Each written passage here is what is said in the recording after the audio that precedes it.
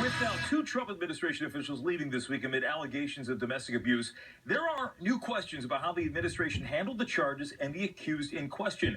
Our friend here at Fox 5, Brent Herrera, up late with me on the Final Five to talk about this and more. It is always good to see you, my friend. It's always good to be in here with you. Thanks for having me back. All right, so here's the thing. Let's put this out there. You are not a politician. You do not Nope. work in politics. And that's why I wanted you on here tonight, because this is an issue. You're very passionate about women's issues. I am.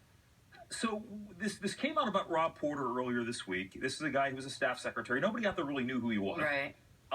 But then we started hearing these allegations against him. There was a lot of defending of Rob Porter, and then we see the pictures. Yeah, I mean, look, I think I was telling you earlier, numbers don't lie, but in this case, pictures don't lie. And there's absolutely no way around this. There's no excuse for this. There's just no justification that anybody within the White House walls can come up with for this one. And I think for President Trump to even come out and praise Porter for his work at the White House, for the character of a man that he is just, it's scary to me, actually, and it's disheartening, and it sends a really foul message to people, particularly women in this case, wanting to ever hold position in politics, in law, in the White House, that this behavior is okay, and it's absolutely unequivocally not, and it's intolerable, and it's really, really sad. I'm really concerned for Hope Hicks as well. Well, okay, so let me take a bit of the devil's advocate position on this here, because as a man myself, when everything came out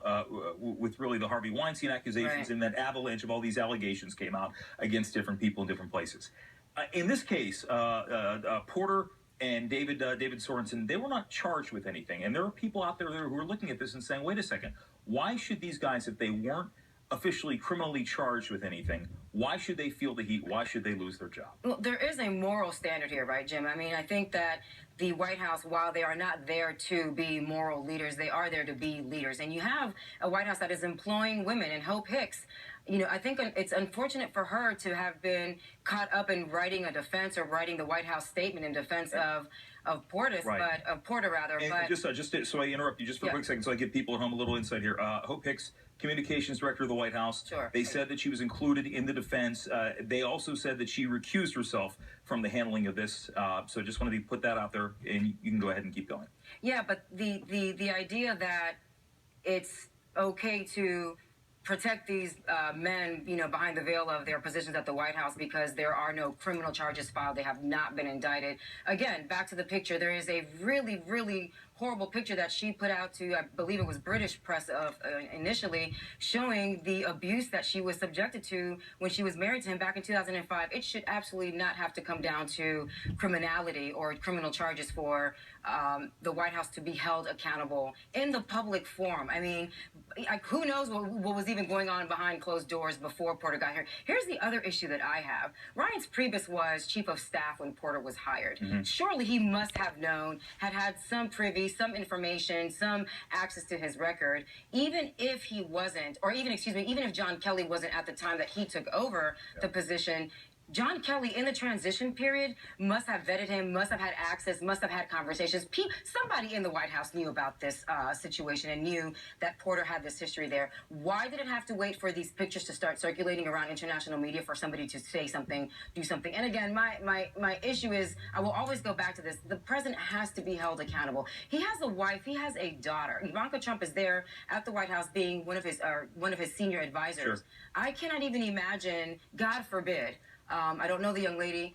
God forbid anything were to ever surface in her personal life. I mean, what is Trump's defense going to be then, really, truly? Well, as we see this move forward, right before we go, because we only have a few seconds left, we already have two men who resigned. Do you think anybody else should resign from the White House at this point? Should there be more people? Should there be more proverbial heads rolling here? So here's the thing. So preemptive strikes, right? So I think that Porter leaving. Don't confuse him with Clinton Portis. I don't know why I keep saying Portis.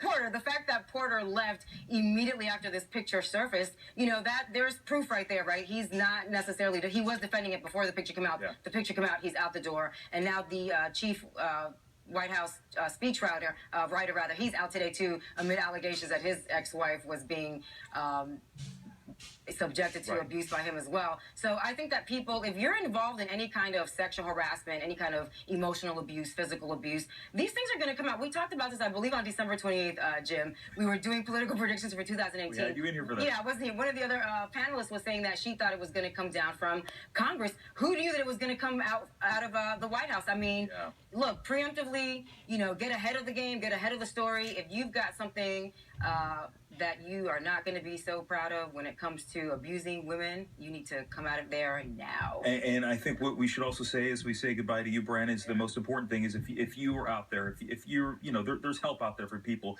Don't be scared to come forward if you ever happen to find yourself in a situation where, you're being threatened, you're being abused. So. Yeah, and it's in honor of Black History Month and Martin Luther King, he did say, silence is the biggest form of betrayal. We are betraying ourselves when we're quiet, when we're not speaking up.